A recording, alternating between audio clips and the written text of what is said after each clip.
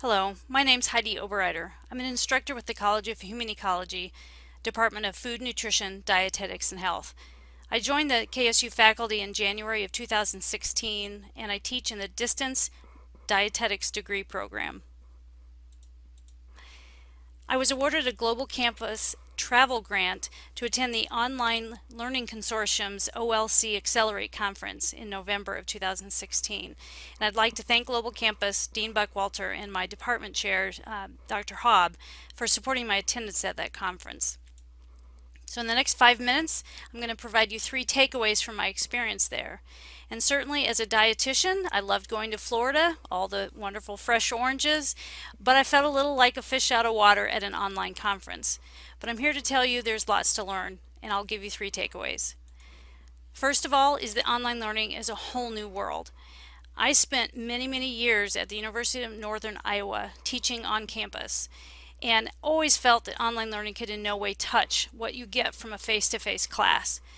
But after teaching exclusively online for the last year and attending this conference, I'm here to tell you online learning is so much more than that. There are so many tools you can use, and I can honestly say I engaged with my distance students much more than I ever was able to with my live students. Global Campus provides a lot of tools for you to use to make your online course quality. I used 2 of these, which you see on the screen, and you can link to those. I used those when I first came here in January, but I tell you, after attending that conference, I know the terminology much better and can utilize those tools even better. My second takeaway message is to turn up the volume. One of the sessions I chose at the conference had that in the title, and it was focused on student engagement.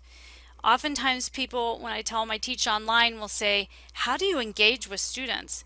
Well, there are a lot of tools out there, and that's where technology comes in. As you see on the slide, there's LMS versus third-party apps. LMS is Learning Management System. There are many out there. You see the top 10 popular ones on the slide. Canvas is one of those.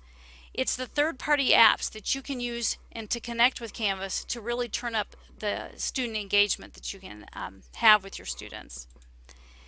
At that conference, the session I went to highlighted these 10, I'm not sure if there's 10, these free third-party apps that you can use with Canvas.